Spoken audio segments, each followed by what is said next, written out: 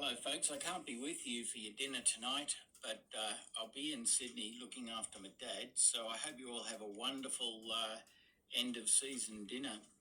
I just wanted to pay my respects belatedly to Frederick Benedict Lloyd and also to John Rintz, share a couple of things about them that meant a lot to me. When I first came to the club about 5 years ago, Fred taught me a lot of things about snooker and billiards, and so too did John Rintz. John was a prickly pear. I didn't like him to begin with. When I said, he really took me to task for standing in his line of vision one time. I didn't understand that in my first year, but that's how you learn.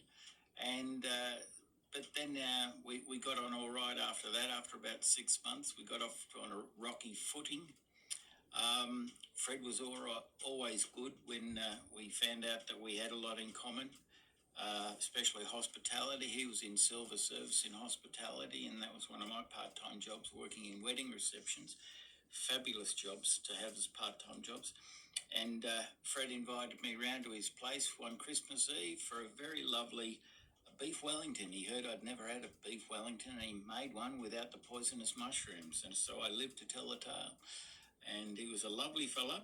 We had a mutual interest in racing, horse racing, and but he was miles ahead of me on the stock market. He knew more about the stock market and this crypto business than I did, and I hope never to get my fingers burnt on those things. But he was a sous chef. Some of you may not know that.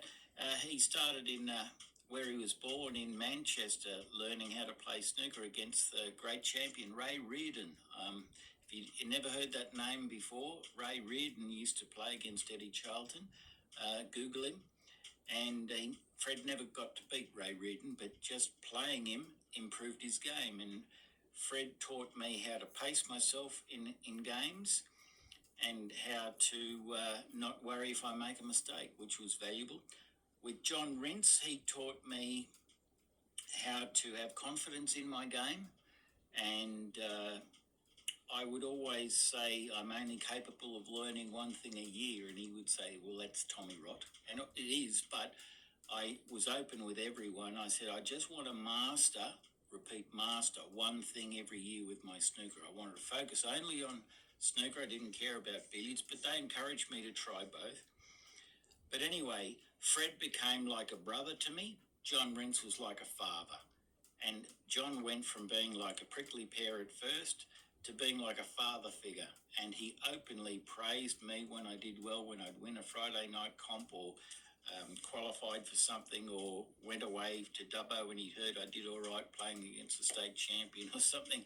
And he just totally surprised me how his personality improved out of sight. And when he smiles, he would light up a room.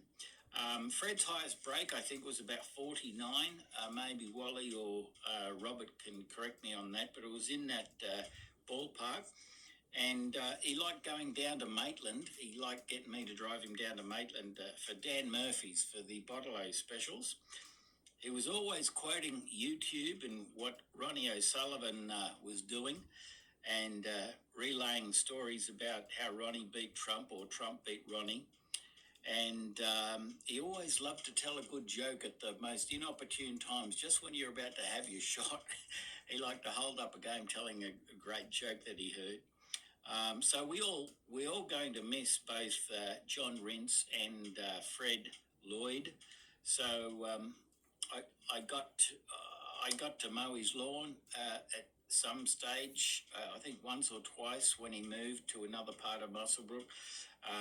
As he started going a little bit downhill, he needed a little bit of assistance. But just before I leave you on this note, he was also a very good painter. He liked landscape painting, and he came close to winning an art prize in the Muswellbrook Art Prizes. And maybe Robert can tell you a few more little anecdotes about both his own painting and also Fred's paintings. Fred did hate doubles. He said took too bloody long. But anyway, I'd just like to pay my respects to the late and great Frederick Benedict Lloyd and John Rintz. Could you please raise a glass in memory to our two fallen heroes of the Muswellbrook Snooker and Billiards Club, Fred Lloyd and John Rince.